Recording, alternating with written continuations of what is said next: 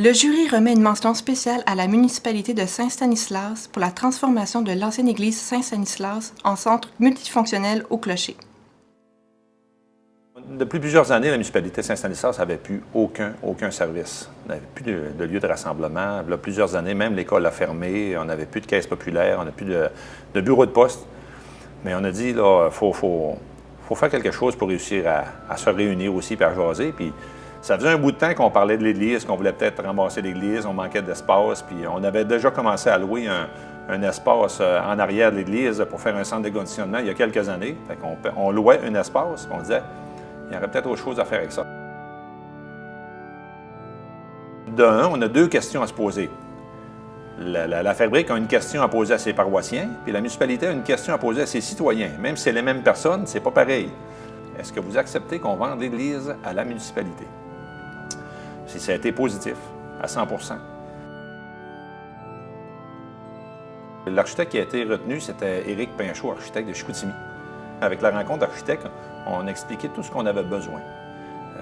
L'architecte, on partit avec ça, avec des travaux. On disait que ça nous prenait la bibliothèque. On avait déjà une bibliothèque, mais qu'on voulait transférer ça dans l'église parce que tout ce qu'on voulait faire avec... On avait le restaurant, c'est sûr que c'était notre premier projet, de se faire un restaurant avec un lieu de rencontre.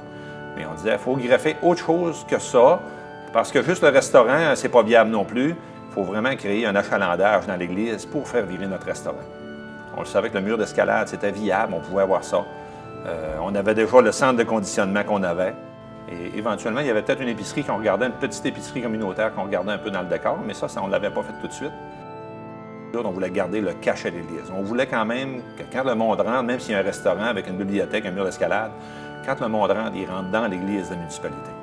On a plein de choses qu'on a gardées. On a réinstallé le chemin de croix. On a gardé quelques statues.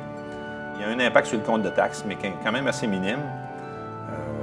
C'est 7 sous du 100 $, fait que c'est quand même pas beaucoup. On a travaillé pour réussir à convaincre les gens avec la dîme, parce que le monde payait le dîme. Puis là, bien, vu que le conseil de la fabrique n'a plus de frais fixes à entretenir la bâtisse, fait qu'on disait, il y a un pourcentage que vous pouvez peut-être moins donner à la fabrique parce qu'ils n'ont plus de dépenses générales. C'est la municipalité qui va les absorber. Fait que si vous faites le calcul sur le compte de taxes, il n'y a pas une grosse impact. On a travaillé fort, on a refait nos devoirs plusieurs fois. On a représenté ça au gouvernement, à la MRC, parce qu'on a eu quand même beaucoup de sous de la MRC Maria-Chapdelaine. Puis quand on a réussi à attacher tout le financement, là, on a dit au monde, gars, c'est go, on y va. On y va. Le monde était fier de ça. Puis moi, comme maire, je suis vraiment fier.